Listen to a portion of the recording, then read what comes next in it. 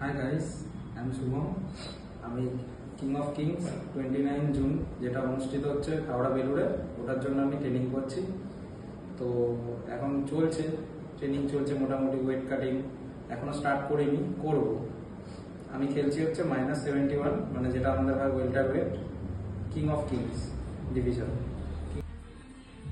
Combat fitness থেকে আমি training করে অনেক রেজাল্ট পেয়েছি। Specially thanks for my coach Nilanjan Sharma. King of kings এর জন্য আমাকে রেডি করছেন। এখন আমি পাওয়ার কমব্যাট ফিটনেসে আমি এখানে প্রফেশনাল ট্রেনার, প্লাস আমি পিটি করি।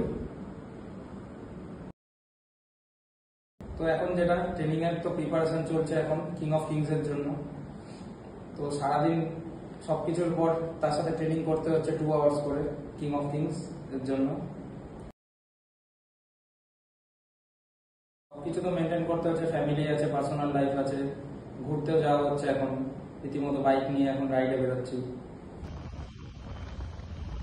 গাইস, এখনো 3 সপ্তাহ বাকি আছে আমার কেওকে মানে কিং অফ কিংস টুর্নামেন্টের জন্য।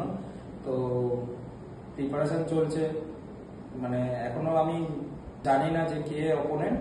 তো কিং অফ কিংসটা বাউট শিটটা এখন চলছে। তো আশা করি আপনারা খুব শীঘ্রই বেরোলে পোস্টারটা দেখতে পেয়ে যাবেন। তো আশা করছি, এখন ট্রেনিং চলছে বহু কেওকে মানে কিং অফ কিংস এই টুর্নামেন্টের জন্য।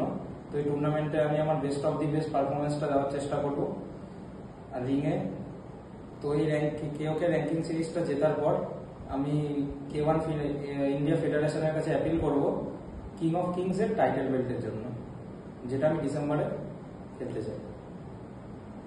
সো বাকিটা দেখা হবে 29 জুন হাওড়া বেলুড় রঙ্গোলি মল বিকা ব্যাংকোয়েট। তো চলো, ওখানেই কথা হবে।